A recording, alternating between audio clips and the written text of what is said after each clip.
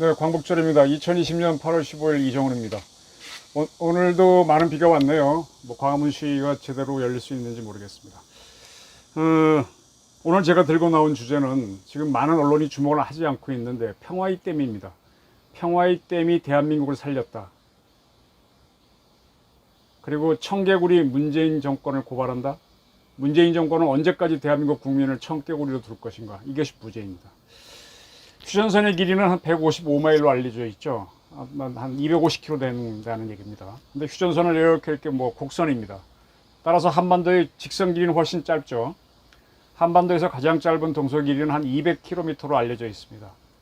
그리고 한반도는 동쪽이 높고 서쪽이 낮은 동고서저형인데 때문에 강들이 대개 서해 쪽으로 흐릅니다. 서울을 흐르는 한강, 그 다음에 파주에 흐르는 임진강, 그 다음에 북한 개성을 흐르는 예성강도 다 서쪽으로 흐르고 있습니다. 자, 이 사진을 좀 봐주십시오. 이 사진 한번 봐주십시오. 네, 이 사진이 뭔가 하면은 우리 한국 수력원자력에서 여러 가지 댐들을 한강, 북한강 쪽에 두고 있는데 우리 중부 지방에 있는 우리의 강줄기하고 거기에 있는 댐들의 위치를 표시한 겁니다. 보신 것처럼 한강과 임진강은 당연히 발원지가 다르죠. 근데 두 강은 요 지도에서 보듯이 경기도 파주 부근에서 합류해서 김포를 흐른 뒤 강화도가 있는 서해로 빠져나갑니다. 그런데 이 두 강의 최상류를 가보면 상당히 근접해 있는 것을 볼 수 있습니다. 네, 이 사진에서 보는 것처럼 북한강의 최상류는 평화의댐을 넘어서 북한의 임남댐, 우리가 흔히 금강산댐으로 알고 있죠. 임남댐, 그 다음에 북한의 포천 2댐, 포천 1댐, 그 다음에 점곡댐으로 쭉 올라갑니다. 북한강의 발원지는 금강산 옥밥봉으로 알려져 있습니다. 우리 쪽이 아니니까 정확하게 알 수가 없죠. 임진강은 우리의 군남댐, 우리 쪽에서는 군남 홍수 조절지라고도 표현하는데 를 지나서 휴전선을 넘어서 북한의 환강댐, 내평댐으로 있는 곳으로 계속 올라갑니다. 임진강의 발원지는 마식령으로 알려져 있습니다. 마식령은 말 그대로 말이 휴식을 하는 곳, 말이 힘들어서 쉬어넘는 고개라는 뜻이죠. 강원도 원산시와 강원도 법동군 사이에 있습니다. 높이는 768m인데 매우 높은 것 같으나요? 우리나라의 남쪽에 있는 대관령이 832m고 한계령이 1004m입니다. 광복 당시에는 지금은 그쪽이 이제 원산이 이북 강원도지만 옛날엔 그렇지 않았죠. 그래서 광복 당시에는 함경남도 문천군 덕원면과 풍상면 사이에 있었습니다. 최근에는 북한이 마식령 스키장을 만들어서 유명해진 곳이죠. 금강산 옥밥봉, 북한강의 발원지, 마식령, 임진강의 발원지는 사이의 직선거리는 그렇게 멀지 않습니다. 따라서 북한강 상류에 많은 비가 내리면 임진강 상류에도 많은 비가 내린다고 봐야 됩니다. 이것이 안보와 관련해서 매우 중요한 문제를 만든다. 이게 굉장히 중요한 포인트라는 것이 저희 의견이고 저뿐만이 아니라 제가 만나본 많은 전문가들의 이야기입니다. 제가 북한의 사정을 좀 설명드리겠습니다. 북한에서는 아무래도 남쪽이 곡창지대인데 북한에서 발원한 강 중에 일부가 대한민국으로 흘러가는 게 그들의 고민입니다. 북한도 북한 지역에서 북한으로 봤을 때 남쪽이죠. 평야지대가 그쪽에 있는데 거기서 농사를 지어야 하는데 농사 지으려면 물이 많이 필요한데 치산치수를 하지 않아서 북한에는 천수닥과 다락밭 그리고 붉은산이라고 우리가 배웠던 민둥산이 매우 많습니다. 이게 북한의 처지입니다. 이 사진 한번 보실까요? 제가 한 10여 년 전에 북한에 갔을 때 찍었던 슬쩍슬쩍 몰래 찍은 북한의 시골 사진입니다. 네. 여름이라 그렇지 풀이 나서 그렇지 자세히 보시면 산이 없습니다. 나무가 없습니다. 네. 동네 가까이 있는 야산이라 그렇다지만 우리나라 야산에 가보십시오. 산이 나무 꽉 차 있습니다. 그리고 요거는 북한에서 제법 알려진, 제가 이 지명이 나오면 또 북한 사람들이 찾을까봐 밝히지 않는데 제법 큰 이름이 알려진 도시인데 하천이 이 모양 이 꼴입니다. 하천 정비가 전혀 안 돼 있죠. 제가 또 여행을 하면서 북한에 이제 평양을 흐르는 대동강 말고도 몇 개 강을 봤는데 그 중에 한 강이 청천강이었는데 청천강 볼 때 사진 못 찍었어요. 못 찍게 해가지고. 정말 원시 그대로도만요. 큰 물이 지나가게 되면은 이제 웅덩이 파인 거 있잖아요. 그런 데서 사람들이 나와서 낚시, 뭐 그물로 고기 잡는 것 같더라고요. 네. 그리고 이제 물 웅덩이 주변에는 이제 원래 흐르는 강이 짧게 흐르고. 네. 이것이 우리 기자들도 가끔 찍는데 잘 게재 못하는 사진인데, 북한의 수도인 평양이 자랑하는 순환 비행장의 당시 청사 모습입니다. 2층밖에 안 되죠. 시골역 수준. 네. 이런 역 우리나라 보기 힘듭니다. 근데 이게 북한의 순환 비행장의 순환 비행장 비행기 타는 쪽 반대, 국민들이 들어가는 쪽에서 보면 이렇게 보입니다. 근데 그때 보니까 국제선이 하루에 2개밖에 없었어요. 아, 이게 뭐 나라입니까?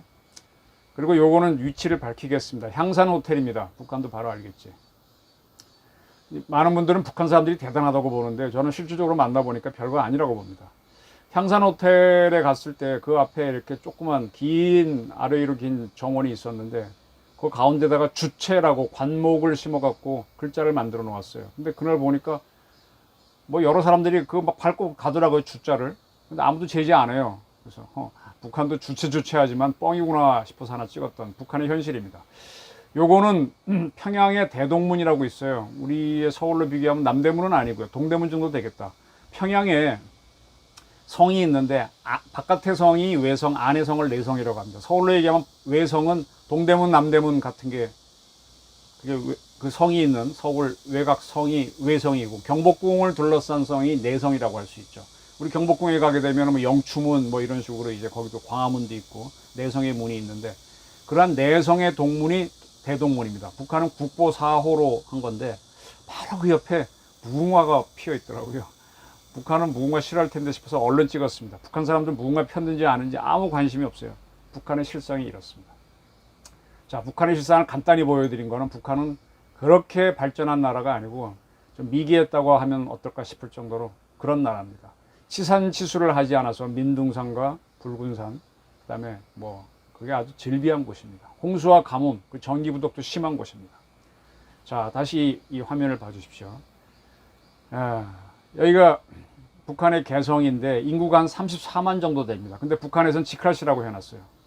이 개성에 흐르는 강이 예성강입니다. 예성강 하류에 병난도라고 하는 나루터가 있죠. 저는 옛날에 병난도가 섬인 줄 알았는데 그냥 나루터예요. 우리 저기 조선 때 인조가 청나라의 홍타이치한 때 항복한 데가 삼전도잖아요. 삼전나루라는 뜻이잖아요. 도가 나루터라는 뜻인데, 병난도도 그런 곳입니다. 그곳이 고려 때는 상당히 세계적인 무역 항구였죠. 근데 이런 항구를 갖고 있지만 예성강은 한강보다 훨씬 작습니다. 네. 지금도 그렇고 조선 때도 그렇고 한강의 마포나루가 병난도보다 훨씬 좋은 항구였습니다. 이 예성강이 품은 분지가 개성인데, 이 예성강 분지인 개성은 한강 분지인 한강 서울보다 훨씬 작습니다. 근데도 그곳이 고려의 수도가 된 것은 그곳에서 일어난 왕건이 건국을 했기 때문입니다. 왕건은 자기 고향에다가 그냥 수도를 만들었어요. 어디가 더 수도로 좋은지는 고민을 안 했습니다. 근데 이제 그 개성이 그 분지가 작고 또 물이 적다 보니까 성장하는데 한계가 있는 거죠. 이성계라는 사람은 서울 사람이 아닙니다. 서울을 수도로 삼았지만 그 사람은 동분면, 고려의 동분면 출신입니다. 그곳은 원나라가 쳐들어와서 그것을 뺏은 다음에 쌍성 총관부를 세웠던 곳이에요. 누르하치 집안 출신이 이성계인데, 그가 이제 개성에 와서 활약하다가 건국을 할 때는 서울로 세웠습니다. 왜냐? 지금 서울이 가장 큰 도시가 될 수 있는 조건을 갖췄거든요. 큰 강이 있고 분지가 매우 커서. 그래서 가끔 이렇게 북한 사람 서울에 와서 이렇게 대화해 보면은 서울이 개성보다 훨씬 크지, 강도 훨씬 크지, 그래서 서울이 더 클 수 있다. 조선이 고려보다 더 큰 나라가 될 수 있었다는 걸 인정합니다. 그래서 개성이 서울만큼 발전하지 못한다는 것도 인정합니다. 지금 서울의 진산인 북한산에 가보면 울룰창창입니다. 진산이 아닌 뭐 관악산 가도 그렇고 아차산 가도 그렇고 다 울룰창창합니다. 근데 그 유명한 박연폭포가 있고 그 유명한 기생인 누굽니까? 그 황진이가 놀았다는 개성 송악산은 숲이 거의 없어요. 그냥 바위만 있고 척박합니다. 아마 통일이 돼서 개성을 키워도 개성은 그런 자한지역권 때문에 중소도시밖에 안 될 겁니다. 우리가 키워줘도. 이렇게 같은 수도였지만 큰 강이 있느냐 없느냐가 이렇게 도시 발전에 점점 더 발전된 도시로 만들 때는 큰 차이를 만듭니다. 그러나 큰 강은 홍수를 일으킬 수 있다는 결정적인 약점이 있습니다. 이 개성 북서쪽으로 가면은 30만 인구를 가진 황해북도의 도청소리진 해주가 있거든요. 해주는 군사도시입니다. 거기에서 나온 북한 반잠수정이 우리 쪽에 침투를 하죠. 그리고 공업도시입니다. 군사도시다 보니까. 그래서 개성보다 더 많은 물을 쓰는데 이쪽엔 강이 없어요. 개천밖에 없어요. 그래서 예성강 물을 끌어다 쓰고 있습니다. 치산치수를 하지 않은 곳이 북한인데 예성강 물은 원래 적게 흐르는데 두 도시가 나눴으니까 물 부족이 심합니다. 그 북한의 서해안 지역은 물 부족이 심합니다. 대한민국 사람은 이건 몰라요. 진짜 치산치수 잘하기 때문에 우리는 이건 모릅니다. 그러니까 문재인 대통령처럼 4대강 사업에 반대하는 환경론자 정치인이 나오고 그런 사람들을 우리 그 물을 다루는 기관의 사장으로 앉히는 이런 작태가 벌어지는 겁니다. 한마디로 배부른 대주짓을 하고 있는 거죠. 이런 예성강보다 훨씬 크고 긴 강이 한강과 합류하는 임진강입니다. 근데 이 임진강은 북한에서 발원했는데 중상류쯤에서 대한민국으로 넘어와서 우리 한강에 합류하거든요. 북한은 이 수량이 많은 임진강을 쳐다보고만 왔습니다. 그러다가 도저히 안 되겠다 싶어서 임진강 상류에다가 댐을 만들었어요. 그리고 그 물을 예성강으로 흘러가게 유역 변경을 시킨 겁니다. 그 예성강이 물이 많이 흘러가게 만들었죠. 덕분에 이제 우리는 임진강에서 올라온 물이 줄어버렸고, 그 물로 이제 해주하고 개성이 목을 축이고, 그 환강댐의 높이가 34m니까 34m를 이용해서 약간의 수력 발전을 합니다. 그 환강댐을 만든 곳은 해발 80m 지점인데 거기에서 34m 높이의 댐을 2007년도에 지었습니다. 그러니까 이제 34m에 낙차니까 발전량은 적죠. 저수량은 3억 5천만 톤밖에 안 됩니다. 우리로 치면 굉장히 작은 댐인데 북한은 매우 소중한 존재입니다. 근데 이 큰 비가 내려서 환강댐이 차버리면은 예성강으로 보내는 것 갖고는 안 되니까 수문을 열어서 임진강으로 방류합니다. 그리고 다급하면은 예성강보다 훨씬 많은 물을 보내게 됩니다. 임진강으로. 근데 이것이 환강댐 건설 이후 우리는 임진강에서 내려오는 물이 적었기 때문에 우리는 물이 마른 임진강이 익숙해졌죠. 근데 갑자기 큰 비가 내리는데 환강댐이 방류하면 우리가 당황하게 되는 거죠. 우리는 이미 말라버린 임진강이 익숙한 경제활동을 하다가 갑자기 큰 물이 내려오니까 당황하는 거죠. 그리고 그때는 또 우리 쪽도 큰 비가 오니까 막 물이 더 빨리 불어나니까 우리 피해가 속출하는 게 최근에 8월 달에 임진강 지역에서 일어난 홍수입니다. 근데 같은 비가 임진강 상류도 내리고 북한강 상류도 내리고 다 내리는데 북한강 쪽으로는 홍수가 안 났어요. 임진강 쪽에 도시는 홍수가 났는데 서울 쪽으로는 홍수가 안 났습니다. 왜 그럴까요? 네. 안 났습니다. 왜 안 났을까요? 이게 굉장히 중요한 겁니다. 네. 북한이 위협이 없는 게 아니에요. 이쪽에도 북한이 2003년에 완공시킨 임남댐이라고 있어요. 이거는 해발 100여 미터 지점에다가 한 200m 높이로 쌓은, 훨씬 높죠. 34m 높이인 환강댐보다 훨씬 큰 아주 거대한 댐이 있는데 이 댐도 이제 물이 꽉 차면은 우리 쪽으로 물을 흘려 보내거든요. 근데 우리는 이번에 피해가 서울 쪽에 없었어요. 그 북한은 이 임남댐을 어떻게 쓰는가 하면 역시 이제 북한강 상류에다 만들어서 남한으로 가는 물을 막아버리고 이걸 동해 쪽으로 떨어뜨립니다. 200m를 쌓았으니까 물이 많아지죠. 떨어뜨리는데 우리는 동고 서저 지형이니까 동쪽으로 떨어뜨리면 낙차가 크죠. 그 낙차를 이용해서 유역 변경 발전을 합니다. 그래서 강원도 쪽에 북한의 안변군이 있는데 안변 청년 발전소를 지어서 발전을 하고 있습니다. 32,000kW를 생산하는 걸로 알고 있어요. 32메가와트라고도 하는데 이게 32,000kW입니다.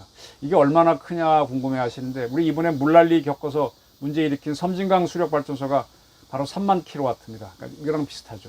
청평이 35,000kW입니다. 청평, 섬진강 정도의 발전 설비를 가진 데다 보시면 됩니다. 참고로 수풍댐은 80만 kW, 훨씬 크고요. 우리의 소양강댐은 20만 kW 이 정도 됩니다. 그럼 우리나라 원전은 얼마냐? 100만에서 140만. 그러니까 잽도 안 되는 거죠. 저런 아주 큰 발전소입니다. 근데 북한은 아주 전기가 너무 부족하기 때문에 임남댐 이 작은 발전소도 중요해서 아주 또 최근에 지은 발전소를 잘 쓰고 있습니다. 그래서 평시에는 한 방울의 물도 우리한테 보내주지 않습니다. 근데 큰 비가 내려서 임남댐이 꽉 차게 되면 댐이 터지니까 할 수 없이 우리한테 내려보내죠. 근데 이제 완전 방류를 한다 그래도 이게 아까 200m 높이라 그랬는데 물이 200m씩 내려가지는 않아요. 왜냐하면 이 제방을 쌓고 뚝을 쌓고 그 위에다가 수문을 만들잖아요. 그러니까 이 수문 밑에까지만 물이 내려가게 방류하는 거죠. 네, 무슨 말인지 아시겠죠? 그래서 물은 어느 정도 보유한 상태에서 내보냅니다. 이게 임남댐이고 다른 나라 댐도 다 그렇게 운영합니다. 이런 걸 이해하신 다음에 지금부터 이제 설명을 드리겠습니다. Think the unthinkable. 상상할 수도 없는 걸로 상상해서 대비해야 되는 게 국가를 이끄는 사람들입니다. 문재인 정권은 그걸 하고 있느냐는 질문을 하면서 질문을 드리기 위해서 이 주제를 꺼내는 겁니다. 그리고 전략과 작전은 다 상상력으로 하는 겁니다. 이렇게 저기 할 것이다 바둑두듯이 상상을 해서 대비를 하고 그럼으로 해서 이겨서 승리를 하는 겁니다. 자, 우리가 이걸 보셔야 됩니다. 아까 환강댐과 임남댐은 우리가 임진강과 북한강과 완전히 멀리 떨어져 있는 걸로 보이지만은 그 상류로 올라가면 굉장히 가깝고 두 댐이 그리 멀지 않습니다. 따라서 한 곳에 큰 비가 내리면 다른 곳도 큰 비가 내린다고 봐야 됩니다. 임진강에 많은 비가 내리면 북한강에도 많은 비가 내립니다. 그 물이 파주에서 다시 만나게 되는 거죠. 네. 그래서 서울과 파주가 홍수가 날 수 있는 겁니다. 또 다른 상상을 하겠습니다. 북한이 환강댐과 임남댐에 많은 비가 와서 수문을 여는 게 아니라 아예 이걸 무너뜨리면 어떻게 될까? 동시에 그러면 어마어마한 물이 그러지 않아도 큰 비가 내리고 있는데 어마어마한 물이 내려와서 서울이 수장될 수가 있죠. 이게 수공입니다. 수공. 이 문제를 생각을 하셔야 됩니다. 핵폭탄은 발사하지 못해도 큰 비가 왔을 때 사고를 이유로 댐을 무너뜨리는 걸 할 수 있어요. 우리도 몰랐네. 미필적 고의야. 미안해. 이렇게 하면 어떻게 할 거예요? 우리가 댐 무너뜨려서 서울 수공했다고 응징할 겁니까? 이미 천안함이 격침됐을 때도 우리 사회는 응징을 못했어요.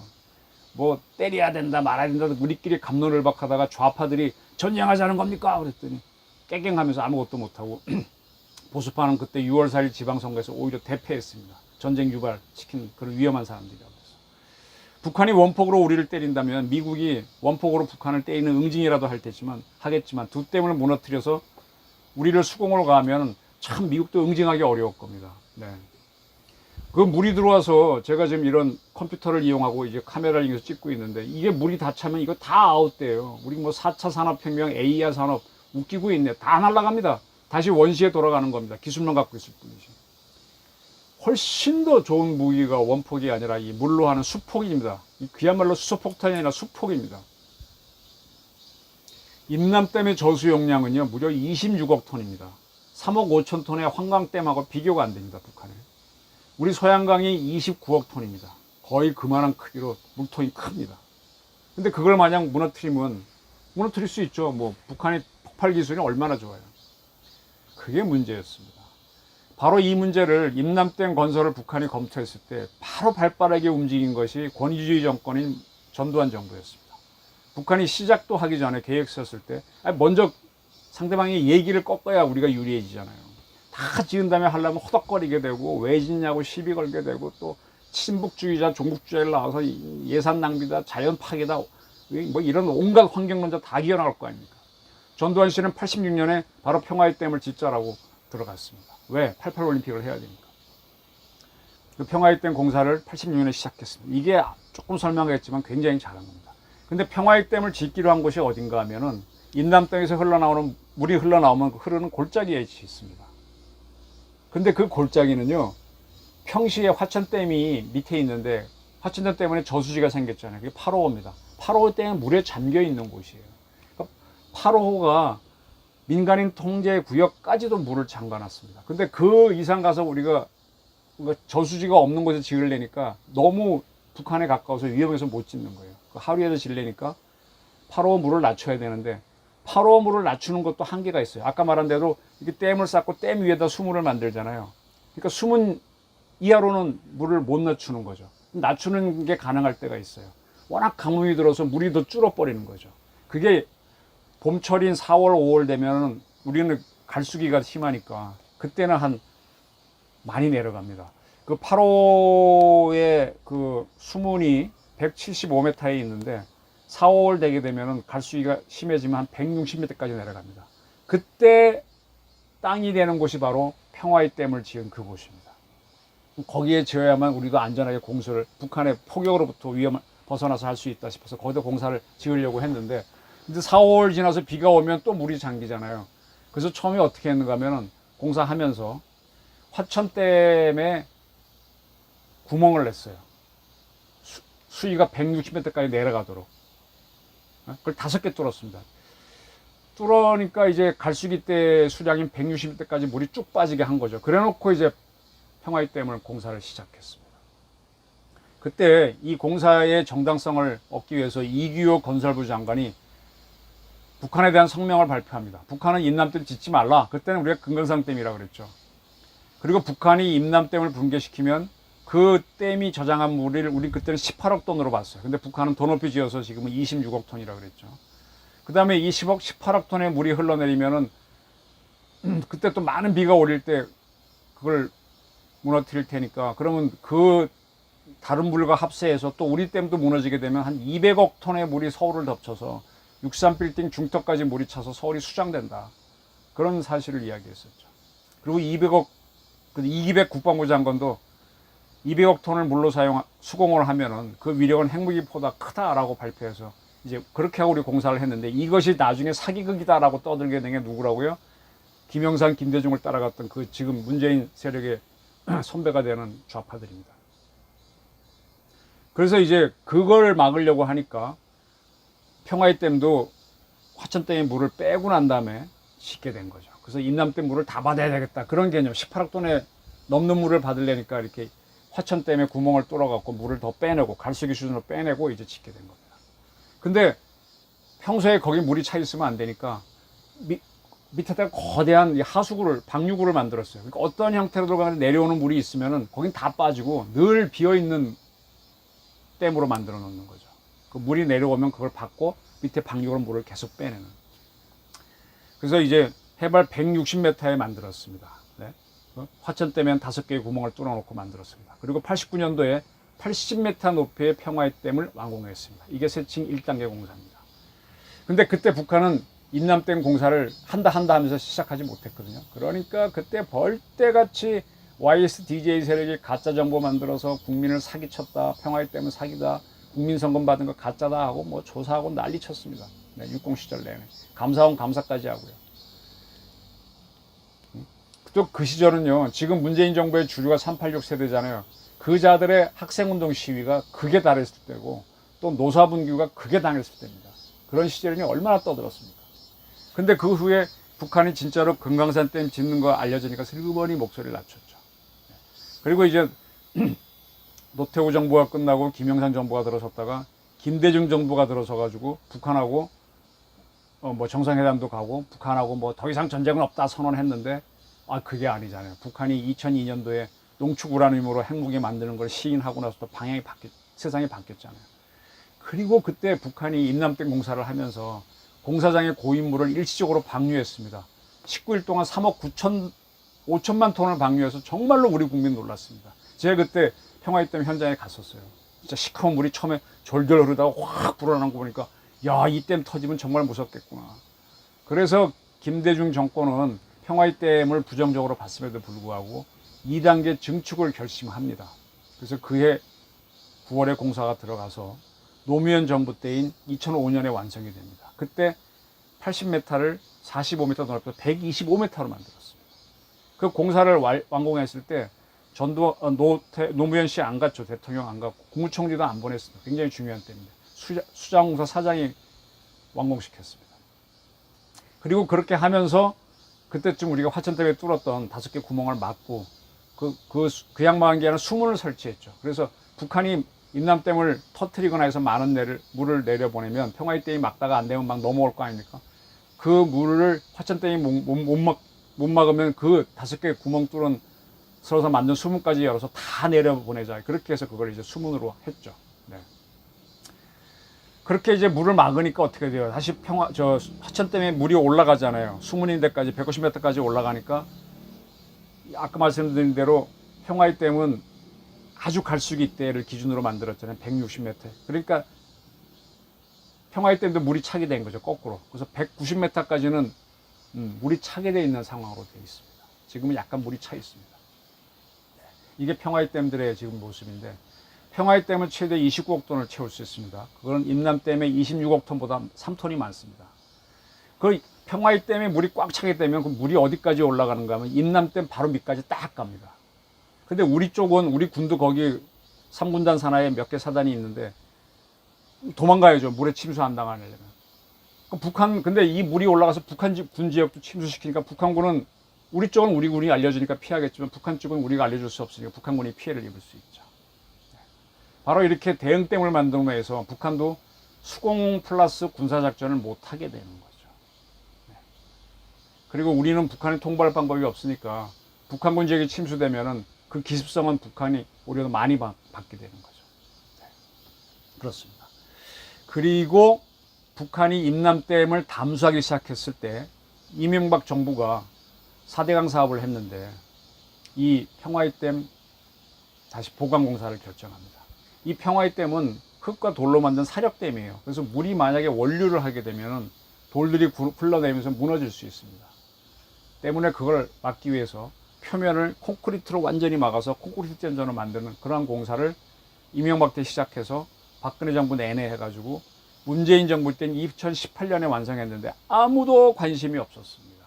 지금은 이제 물이 원류를 해도 그 댐은 안 무너집니다. 네? 4대강 공사를 했던 이명박 정부니까 대통령이니까 임남댐이 담수했다가 저게 진짜 물 보내거나 터지면 위험하구나 해서 그런 공사를 했던 거죠. 그래서 평화의 댐은 수문이 없습니다. 수문이 없고 물이 꽉 차면 그냥 넘어가고요. 항상 그리고 밑으로 이제 방류구로 빠지게 되어 있습니다. 방류구로 빠지는 한계가 있으니까 물이 많으면 원류를 하죠. 그렇게 넘어온 물들은 화천댐이 봤는데 화천댐도 도저히 감당 못하면 그 댐을 뚫어 만든 5개 구멍으로 물을 내보내고 수문도 다 엽니다. 그래도 감당이 안 되면 댐으로 물이 넘어가게 합니다. 그게 원류인데 그래도 그때는 무너지지는 않아요. 사력댐이 아니니까. 그렇게 흘러온 물을 누가 받느냐? 춘천댐이 받는데 춘천댐도 다 열어도 못 막으면 원류하게 둡니다. 그때쯤은 이제 막 큰 홍수가 드는 거죠. 그렇게 해서 그렇게 흘러간 물이 이제 의암댐으로 들어가는데 의암댐 때문에 춘천이 호수의 도시가 됐는데 또 그 의암댐으로는 소양강댐 물도 들어옵니다. 소양강댐도 이번에 수문을 열었거든요. 소양강 지역도 비가 많이 올 수밖에 없죠. 같은 지역이니까. 그러면 그 모든 물이 의암댐으로 들어와서 의암댐이 버글버글 거릴 때 바로 이번에 그 수초섬 고박 작업을 결박 작업을 하다가 잘못돼서 사람들이 죽었잖아요. 네. 이 임남댐부터 열어서 소양강댐도 열어서 큰 홍수가 졌을 때의 상황이 바로 그런 겁니다.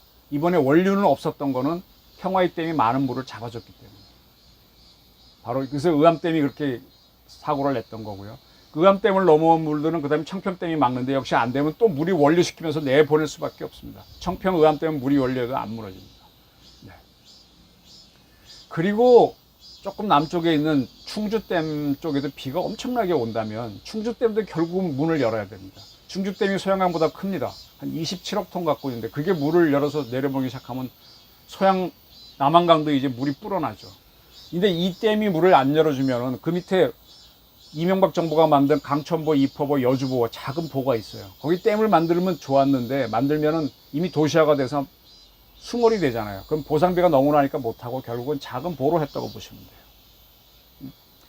근데 이제 그런 보들도 조금 홍수는 막아주는데 무슨 충주댐이 열었다 그러면 방법이 없죠. 다 프리패스, 원류시키는 할때 통과시켜야 됩니다. 이번 상황이 그랬습니다. 다 넘어갔습니다. 그 남한강, 북한강 물을 한꺼번에 받는 게 팔당댐인데 팔당댐도 수문 다 열었어요. 원류는 안 했지만은 다 열었습니다. 원류 안 한 건 인남댐에서 많은 물이 내려왔는데 평화의 댐이 잡아준 겁니다. 지난 8월 1일부터 한 10여일간 이러한 상황이 벌어졌던 겁니다. 국민들은 모르셨죠.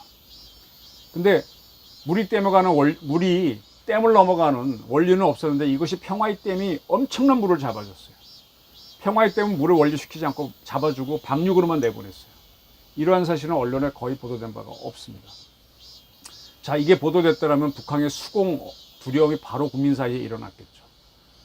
북한이 인남댐을 수문 여는 게 아니라 폭파시면 어떻게 할래? 이런 문제가 바로 나오게 되는 거죠.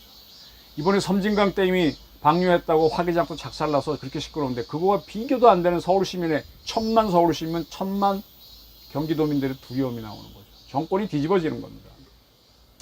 근데 이번에 많은 기자들이 평화의 댐이 이번에 뭔 역할을 했지 주목 못했어요. 저도 뒤늦게 주목하는 겁니다. 관계기관은 입을 딱 다물고 있습니다. 전문가들만 알고 그냥 저랑 통화할 때만 이야기해 줍니다.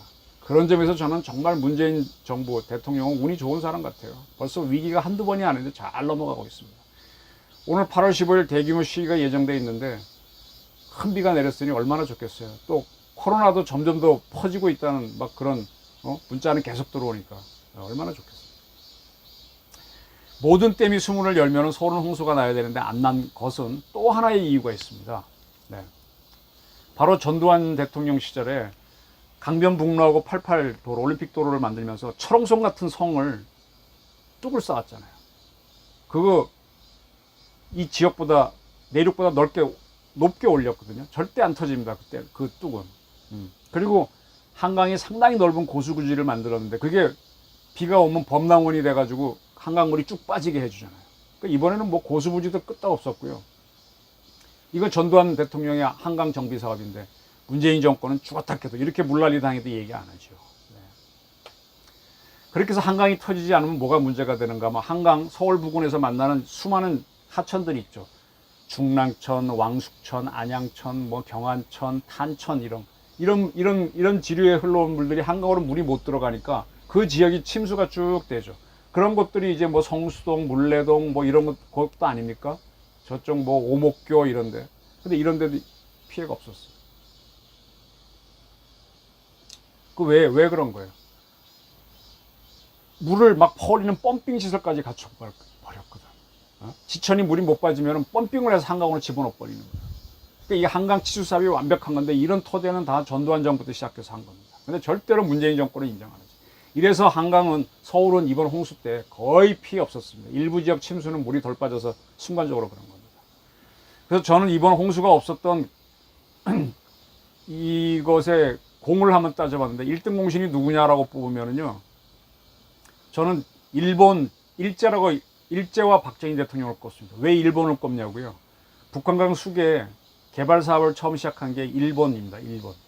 일본 제국주의입니다. 그들이 화천댐을 만들었고요. 청평댐을 지었습니다. 청평댐은 참고로 우리 광복전인 1945년에 완공됐습니다. 화천댐을 만든 다음에 그들이 그 생긴 저수지에 만든 이름이 큰 새 있죠. 봉황같이 큰 새. 대붕호라고 이름 지었어요. 지금도 가면 대붕이라고 하는 그 한자로 쓰인 그 편말이 있습니다.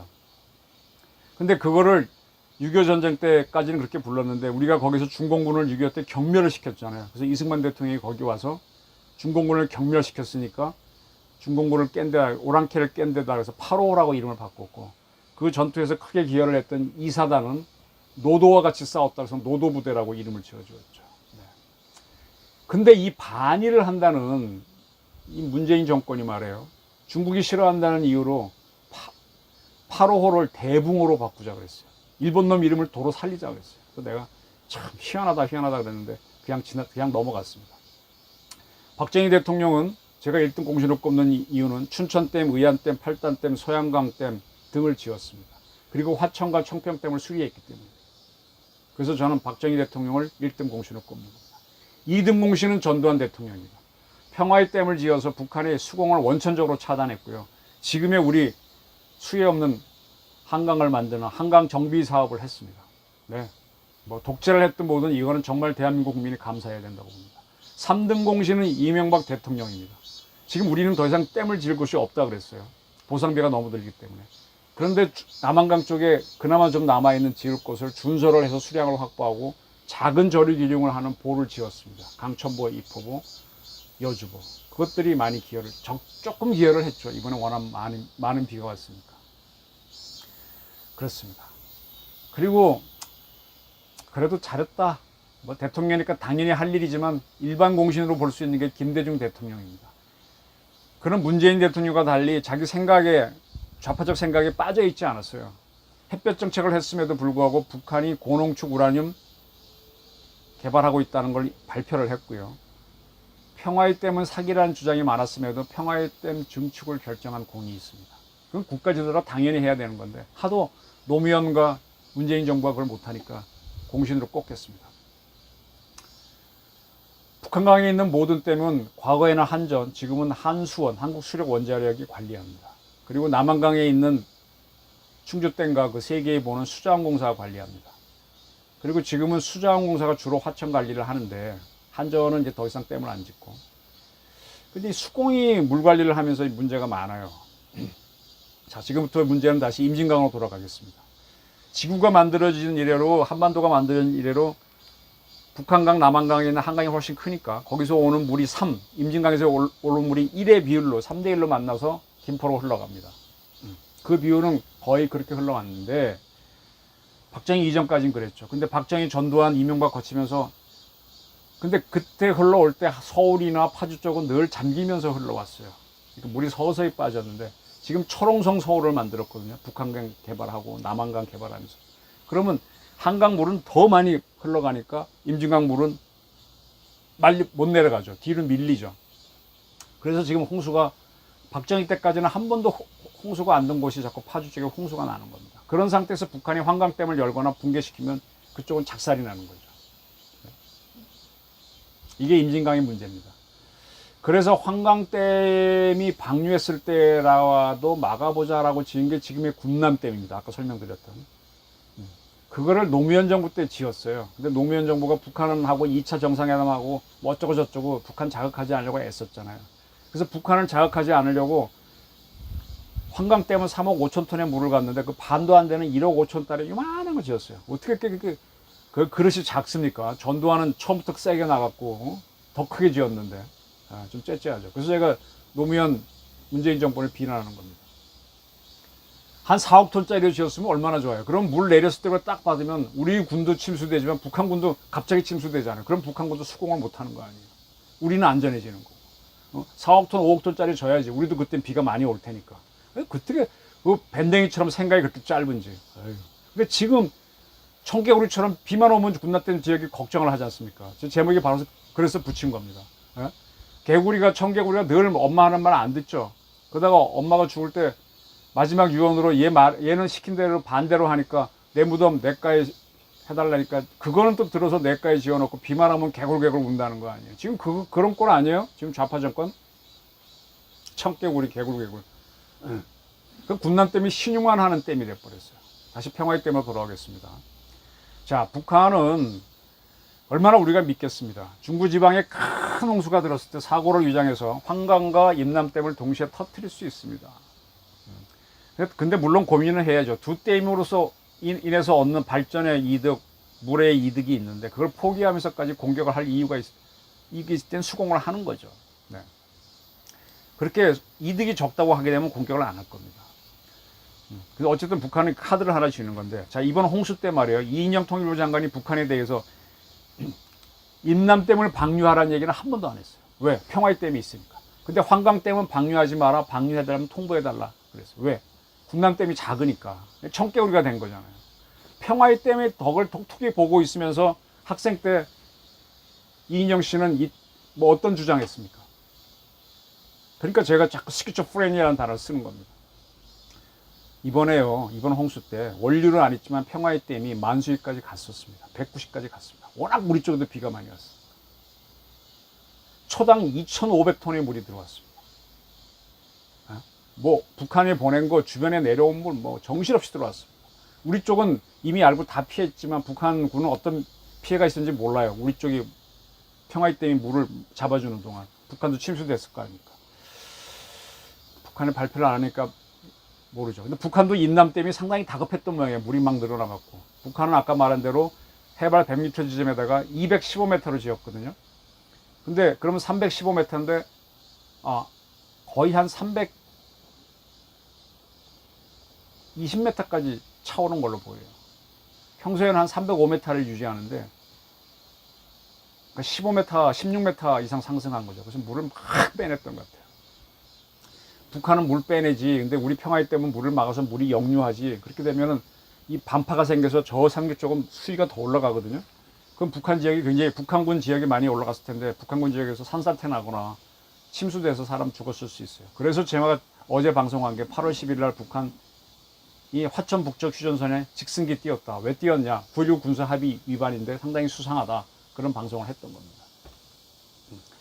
평화의 댐 때문에 북한이 허튼 짓을 하면 우리는 거꾸로 북한을 수장시킬 수 있기 때문에 북한은 함부로 못 노는 겁니다. 그게 확인되는 거죠. 그래서 군남댐도 지금 증축을 해서 유사시 군을 수장시킬 수 있게 하면은 이인영 장관이 환강댐 방류를 알려주세요 하는 이런 피티션, 호소는 안 해도 되잖아요. 물론 북한하고 교류하기 위해서 하는 건 줄은 알지만 그럴 필요 없으시잖아요. 참 답답합니다. 네. 그래서 제가 노무현 대통령의 안목은 박정희 전두환 대통령은 물론이고 이명박 대통령 못 따라간다. 청계천 개발과 서울버스 공영제한 그다음에 이런 대통령이잖아요. 이명박. 토목건설에 관해서는 도시건설에서는 이명박은 노무현보다 훨씬 수가 높고요. 문재인 대통령은 그만도 못한 사람이다. 안목 자체가 없는 분이니까. 그래서 평화의 댐이 물을 잡아준 사이에 우리의 화천 이하의 모든 댐들이 수분 개방을 해서 우리는 간신히 홍수를 피해갔다는 걸 아셨으면 합니다. 자, 이거 한수원이나 수공, 농어촌 공사에서 댐을 운영해 본 분들은 하나같이 아슬아슬했다는 얘기 많이 합니다. 이번에 정말 아슬아슬했습니다. 한강의 모든 댐과 보를 전면 개방한 건 이번이 거의 처음이다. 이렇게 오랫동안 개방한 건 처음이다 그럽니다. 평화의 댐이 임남댐 물을 잡아준 것이 진짜 위기를 피했다. 그리고 이번 강우는 극한 강우였다. 만년에 한 번 올까 말하는 그런 사태였다. 근데 4대강 보를 허물려고 했던 문재인 정권은 절대로 얘기 안 하죠. 그래서 지금 딴짓하고 있는 겁니다. 극한 강우를 이겨냈던 자랑을 해야 되는데 절대로 안 하는 겁니다. 화개장터 홍수를 겪고 나서 섬진강댐 방류가 문제가 되고 있는데 섬진강댐을 운영하는 주체가 수공인데 수공 사장이 누구예요? 4대강 반대했던 박재현 인제대 교수잖아요. 박 교수는 운하반대 교수 모임 집행위원 했던 사람입니다. 그 사람이 4대강 그런 사람을 수공 사장에 임명한 게 이 정부입니다. 근데 4대강에 더 반대했던 사람은 관동대의 박창근 교수인데 그분이 뭐 약간 문제가 있어서 그분이 아닌 이분을 임명한 걸로 알고 있어요. 네. 근데 이 수자원 공사는 홍수방지 차원에서 댐을 운영 안 해요. 뭐 물 환경 때문에 물 유지 이렇게 하다 보니까 방류가 늦어갖고 이번에 섬진강이 그 난리 치는 거거든요. 그 얘기 안 하고 있는 거죠. 네. 근데 한수원은 그 발전을 지금 포기하고 아주 급할 때만 첨도 발전으로 쓰니까 이번에 막아낼 수 있었던 거죠. 한수원의 문제는 탈핵을 약속한 정재훈 씨가 사장이 됐다는 겁니다. 그게 문제죠. 네. 그리고 우리 정부의 문제는 탈핵은 아니지만은 신재생 쪽에 연구를 해온 백운규 씨를 산자부 장관에 임명해서 탈핵을 하도록 만든 이 정권이 문제라는 거죠. 네. 진흥을 해야 하는 기관에다가 규제를 주장하는 이들을 임명하니까 국가가 제대로 못 가는 겁니다. 문재인 대통령은 이번에 홍수 기간에 양산소 휴가를 즐겼는데요. 이것은 그가 그토록 싫어하는 박정희, 전두환, 이명박 대통령 덕분입니다. 네. 개굴개굴 청개구리 정권인데 넘어갈 수 있었던 거는 바로 세 사람의 지도자 때문입니다. 그리고 지금 입을 콕 다물고 딴소리 하고 있습니다. 청개구리가 될 수 있었던 우리의 운명을 간신히 피해갔습니다. 한번 여러분 평화의 댐 다시 보시고 군난댐 증축하라. 4대강 사업 협박하지 말라는 정말 간절한 요구를 이 정권에게 던져주시기 바랍니다. 감사합니다.